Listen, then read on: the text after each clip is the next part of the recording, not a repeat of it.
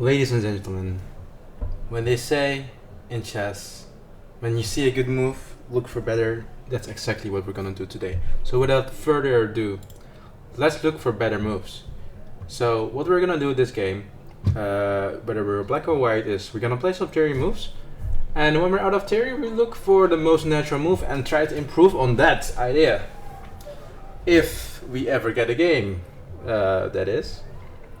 We have a elo of 1520 right now, and we're actually matched up against 1000, but nevertheless, we should still be very, very, concentrated on the game. And our opponent plays a London, and I hate to play against the London. I absolutely dread the London. So let's play knight f6, as that's a good development move. And c5. I guess this is all theory. Alright. So he plays e3, which is very London-y. He's gonna play something like this, right? So I want to play knight f6 or queen b6. And queen b6 attacks the pawn. This is already very nice. You know, you're already making threats on the board, so don't move so much. Knight c6 looks nice, but we can also play bishop f5, preventing his bishop to come to b3, which is usually a very good square. So I think the move I'm gonna go with is bishop f5. And anytime he takes here, I would have a check or play knight a6 and slowly pick up the pawn. Now, the question is, of course, is he threatening to take the pawn? And if so, how bad is the threat? And I'm not sure. I'm not sure at all. I could just get slandered today. But, alright. Knight c6 feels very natural. Knight c6, knight b2 dear. Let's say here, bishop here, here, and then castles, castles. Seems like a very logical line. But I don't like the idea of him castling, you know, without any good merit. But okay, knight. What if he played this? Knight here or bishop here, we would end up taking the pawn, right? So queen b6, definitely still a good move. If he plays knight here, we could take, and after a rook here, we could even take here. And does my queen get trapped? I don't think so. You could also take the pawn, but then I will still take here, threatening to take here, and after knight here, we could take here. So after considering knight c6, we looked for better, and we saw queen b6 is a bit more active. Already queen of b6 was already on our mind, but the inclusion of bishop f5 is, I think, pretty good, because now we have two pieces instead of immediate queen b6 in this position would be a little bit less active. So I think we looked for better, and I think we executed pretty well on this. He has to respond to our move. Let's say queen c1 would be already quite passive, right?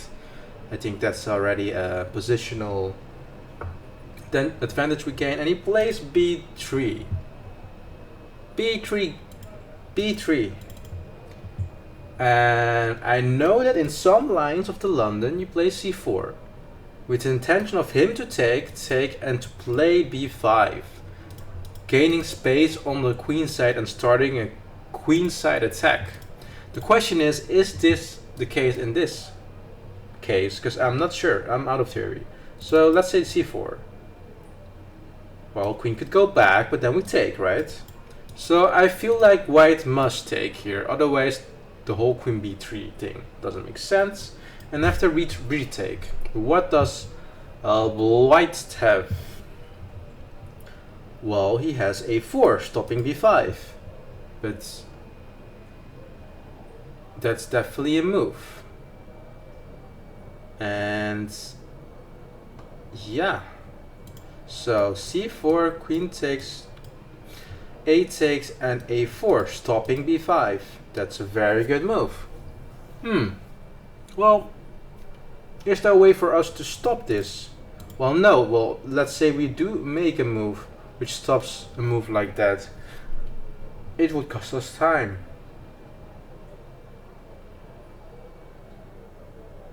Like knight c6, he would still take, and well, maybe here take, and if he takes here, we have just a nice center. And if knight c6 takes here, we might just simply take with the queen. I don't think knight c6 is, so we looked at c4, and I don't think c4 is the best move. It could very much be that c4 is the best move, but I'm not sure after a4 what to do, what the plan is. So I'm gonna go knight c6. I looked for better, and I found knight c6, and I hope it is good. Who knows? And if takes, we have a very active rook, or a rook on an open file, and I call that a win in some cases. So as you can see, very positional play. And let's see what our opponent comes up with.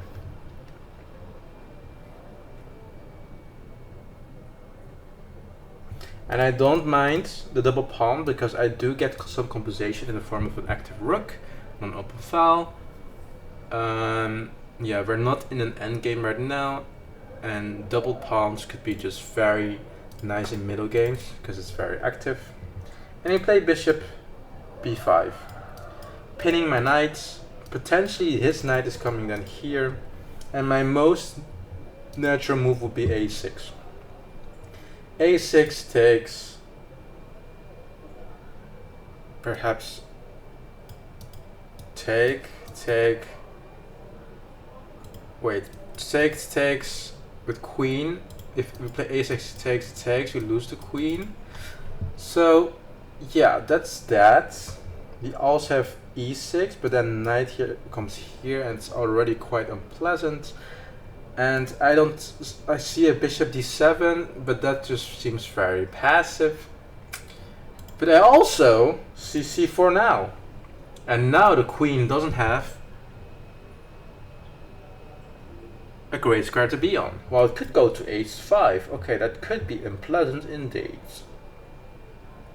And after a6, I can't actually take, because then the rook will be hanging. So c4 might not be the best idea either because of this move.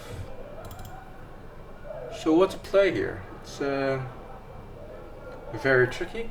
I think I cannot come up better with the natural move, so I'm just gonna play the natural move. We looked for better, we couldn't find better. We just gonna play the natural move a6, and I think a6 makes a lot of sense. It's a natural move in this position. It does make the queen undefended, which is in some cases a bad thing, but in any case, if takes, we take with the queen, and if he drops back, we could very much well take with the queen there, and then start something on the queen side. And now, notice, if bishop a4 takes with the bishop, c4, bishop d1, because he cannot go c2, we can start something there. So he has to kind of take. We take, obviously, with the queen, otherwise, if we took with the pawn, we lose the queen. And knight e5 is still coming. That's the sad part. That's the sad part. We didn't see that. Oops. That's an oopsie. Oops. Happens to the best of us. And now we have to chill and think, okay, he is controlling these squares with the knight. The knight has a new outpost. It's a great knight. If he goes c7 with the queen, he has a x-ray. So c8 seems like the natural move here. Is there anything better? I don't see it. And I admit, it might not be the best move because I'm not in the right mindset. You know, but we're gonna play e6, bishop e7, and castles, and we might still be in the game. Again, with his light square bishop gone and our bishop on this outpost, I think we're still doing fine. But if he takes here, I'm not sure, because I do lose some tempi here. So let's say if he takes here, e6. And how does he defend this pawn? Because it's attacked twice, he doesn't, and we get the bishop out. Alright, he does this. I don't see a reason for us not to play e6. And I also might be inclined to play c4 here, but I really think we have to prioritize development. But for the sake of thinking, e6, knight here to go here, bishop here, knight here, castles, and we still have a kind of very unpleasant situation there, where this knight is just unassailable at the position it is in.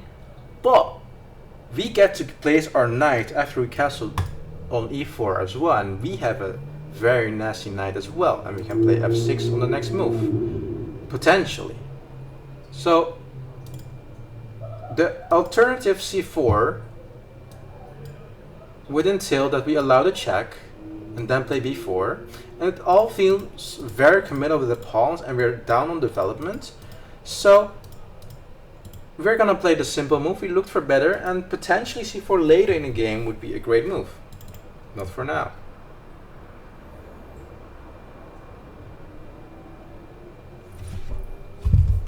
This guy, I'm not really sure if he really is 1000, because he plays really nicely and strong.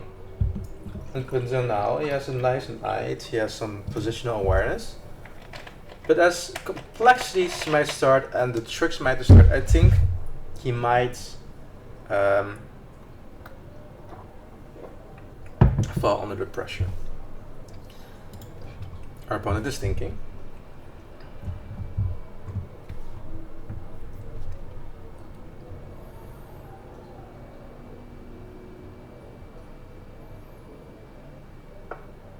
Knight d7, so we're gonna blitz out the calculating moves we did. Knight here, here, rook e1. Oh, we actually didn't calculate further than we did there. Okay, with the check, there's only one move that makes sense, which is b5, obviously. So opponent makes this easy and gives us a tempo. He has to go back, castles, knight here, and knight here. But in this position, knight here, here, and it would actually be him to move.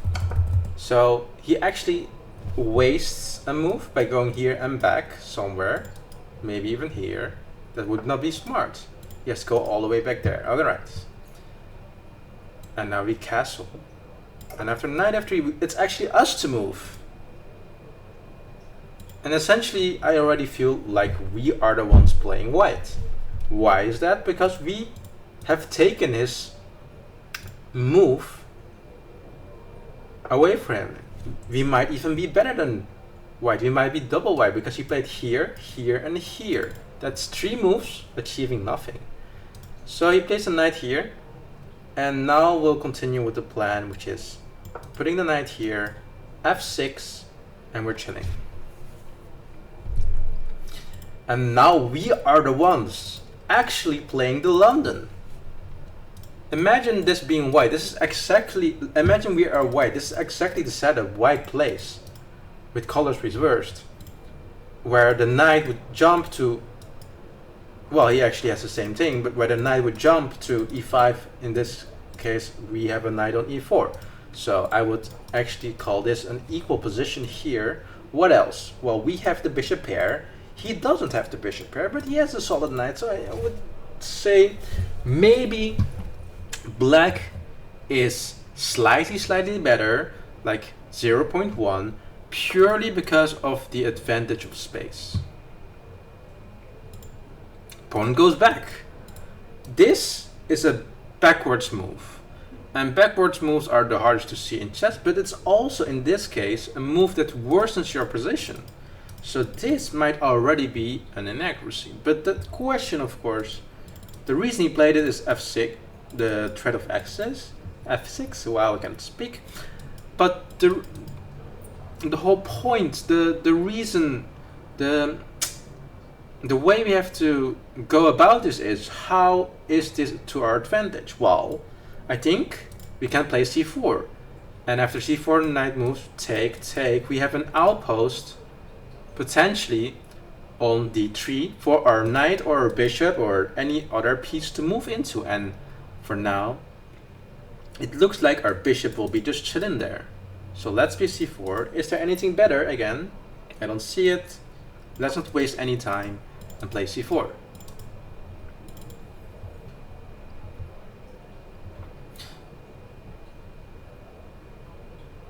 And the knight here would be taken off and we gain a pawn. He goes back, giving us even more tempi to play with. And now the knight is actually trapped. He can't go back here. He can't go here because I take. He can't go here because I take. If we play f6, this knight is trapped and we are essentially winning. Is there anything better? Obviously no, because we analyzed the position before. Nothing much has changed. And yeah, I think we're good.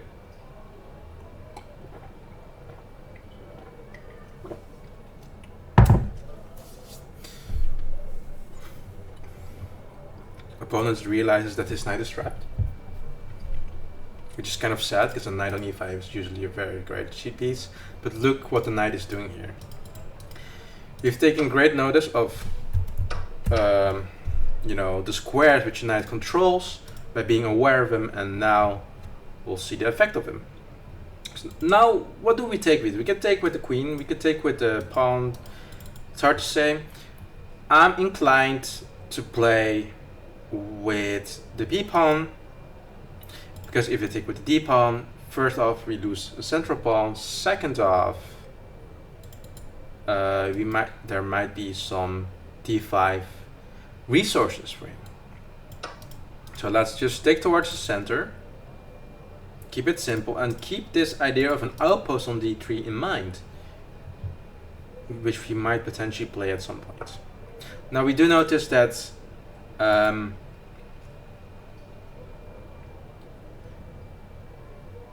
we played f6, so this is a bit weaker than usually is. But no worries. Alright, he plays here. The knight here, inclining to take here. So I'm tempted to go just move back and have this massive pawn chain around the king. King will move to f7. I don't see anything better, and in light of the time, we'll just play it. And we might even just put our bishop back if he doesn't take. But he does. And now we can play the king to f7 and the rook to h8. And see where that will bring us. Alright, he played f6 ourselves. That's very much the plan we did. And I think the knight just has to retreat. If we go here, he has an option to make triple pawns. So we simply go back. And now it's just a simple matter of conversion. Now that we are better, in fact, in position, we should just be looking at how do we trade pieces, how do we stop our opponent's plan, what is our opponent planning to do. Alright, so he goes here, maybe he wants to retreat the bishop back. I think we should just continue our plan of moving the king to a quite safe spot for now, I think. And we should definitely think about trading off some pieces. He plays h3. a3 doesn't really do anything, honestly. It's more a move like, haha, you're low on time. So let's play rook h8 as planned. And we have a very active rook. I'm very hesitant to play the rook here because of this bishop controlling still our squares. But we could, start making some dents in that too. We're playing knight f4. And the idea is simple. We're gonna either take it and play bishop d6, or he moves back and we might just play bishop d6 anyways. e4 takes. Maybe not the best idea. Maybe we need to slow play this, we'll see. He does let us take. I think we should just take this because this is a threat and play the bishop here. So we're slowly improving the pieces. And he defends the pawn. We're gonna add the pressure on the pawn. And he might play f4 actually here. We might have played a little bit too fast here. But nevertheless, we're gonna still add the pressure on the h-file as much as we can. And we're threatening some big things here. Notice that the bishop's here and the queen is not doing much. So I'm gonna just shift it over to b7, attacking here. And we're still taking note of the pieces and his plans. Queen has a nice spot on b3 to go potentially to c here. He defends it. That's very nice. And now I'm inclined to play g5. Because if takes, doesn't look that great. But if he takes, it doesn't look great either. I'm actually not sure what to play, so I'm just gonna play a nothing move for now. Let's see what he comes up with. And he goes there. Maybe he wants to play something like en passant. I'm not sure. I'm actually not sure what to play either. Let's put the queen here, attacking this pawn. That's something. And we're just looking for some more and more space. Nothing too fancy, obviously.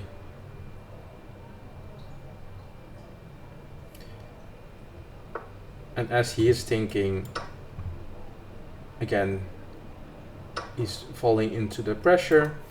And now we have a simple plan of shifting our focus to the queen side, attacking his pawns again. And we are definitely rolling here.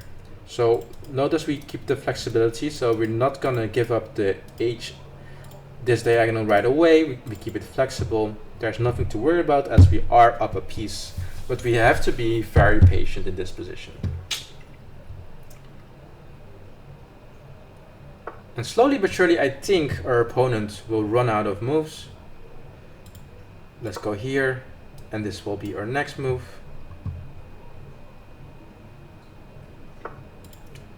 He defends it already prematurely, which is good, but bishop a3 is now our plan, and that's crushing, because if takes, we just take the rook. And if he doesn't, he can't, you know, we put a lot of pressure on this b pawn. He can only defend it twice because he only has 2 pieces, and we have 3. So he goes there, we play bishop a, and if he takes, we obviously take. This is totally losing. And with that, we take with the rook, and if everything gets traded, we just gobble up this pawn as well, and we promote this one, as this one will be a passer. And if he stops it, we just protect the passer with our bishop, and you know, everything is history. So let's take. Notice we take with the rook, not with the bishop, because we want to force off the pieces, because the less pieces you have, the more winning our position is, because the material difference will make the difference here. Take. Very simple stuff. Here we win a pawn, and we don't even have to be accurate here anymore. Again, because we're winning, we just need to look at this, you know, ideas and stop those. Let's activate the king.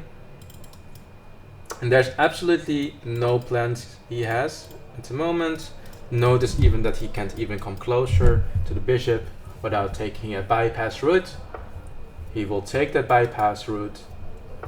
And now we change our attention to the king side, where this pawn is also weak because it's the double pawn. And yeah, our opponent definitely played a great match, but this one blunder of knight there was what made the difference. And let's look at, you know, the position. So white was better here. I imagine he was better here, but not by much. Takes here. Queen c8, but this is very much a nasty position for black, I would say, because the knight is very active, but not really doing anything concrete. Castles, e6, bishop here, knight here, bishop here, and after the check, I'm quite sure we are better. Play here, and after he goes all the way back, I think we are now white. As engine suggests, he has wasted still moves, and now we are the one with initiative. We are the one who makes the first move as it is. If that makes any sense, and we castle, right? Nothing special. It might not be the best move again. I think there was maybe the chance here to play c4, and that would be probably better. I don't have the lines, by the way, but you know. But we castled, so nothing too crazy, and I think it's better here because white can take. And after takes, white is better because, I don't know, he gets some kind of initiative or something. I'm not sure. Yeah, and the knight can now drop here, and yeah, there's something I shouldn't have allowed with taking, but he didn't take. He played the knight here as we expected him to do. We did this very much the same thing. You went back, so I'm pretty sure he has worsened his position. And after c4, when he dropped back, he has wasted a total of 5 moves, and this gets punished by f6. And from this point on, the game is pretty much just conversion. I hope I did not make any very big blunders, so I will just now look at the engine eval, and if it drops by like 3 points, I made a mistake in my conversion. This is all good. Engine likes this too. We shift our focus, we put pressure, we trade, we focus on the different points. It keeps being 5, 7, 6, 8. Yeah, and I think we did a pretty good job in the conversion as well. Here, probably engine will drop up and down because, you know, I was a bit sloppy here.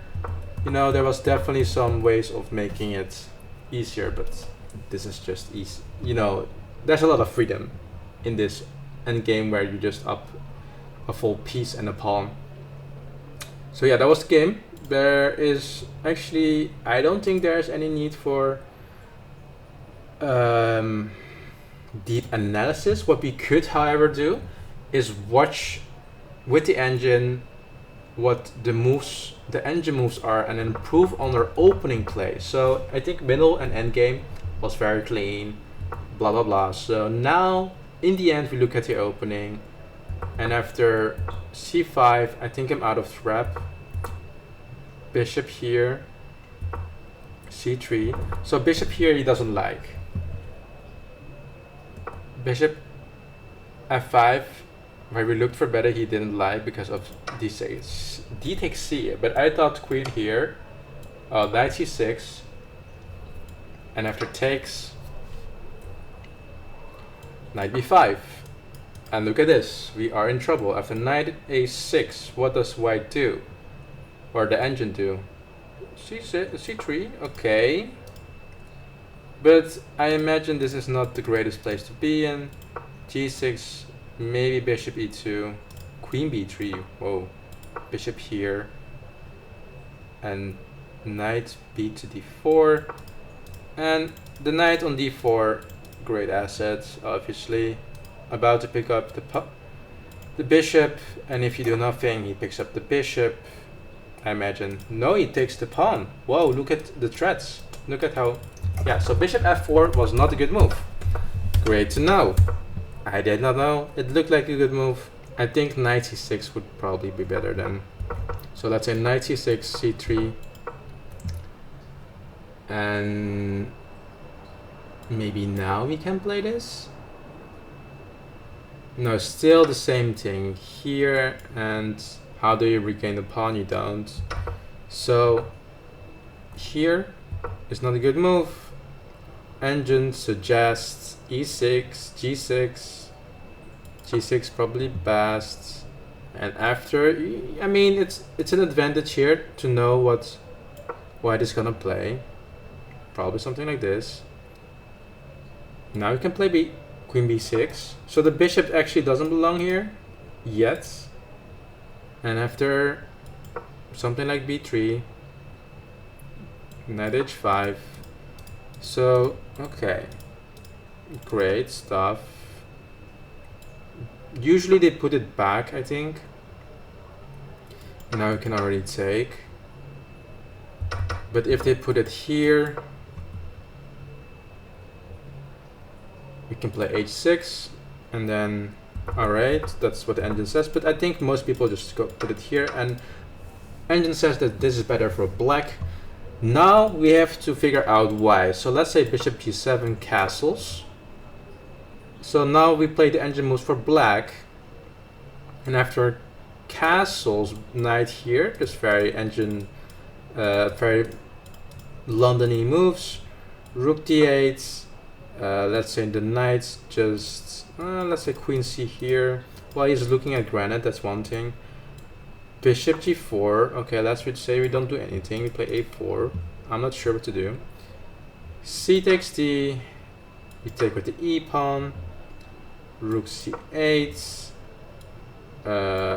Let's just do nothing. Oh, well, you're already threatening here, actually. There's a lot of pressure here, so how do you stop this? a5, queen has to move back to c7. And maybe here, protecting it. Then now you drop the pawn. Yeah, this already becomes quite hard to play for white. So now that we analyzed the position, we came up with, well, bishop f5 is not a good move, and because of d takes c, the bishop that belongs here, we came up with maybe some ideas with queen b6, potentially going for this pawn, c4 ideas. Let's see, g6, very nice move against the London, actually.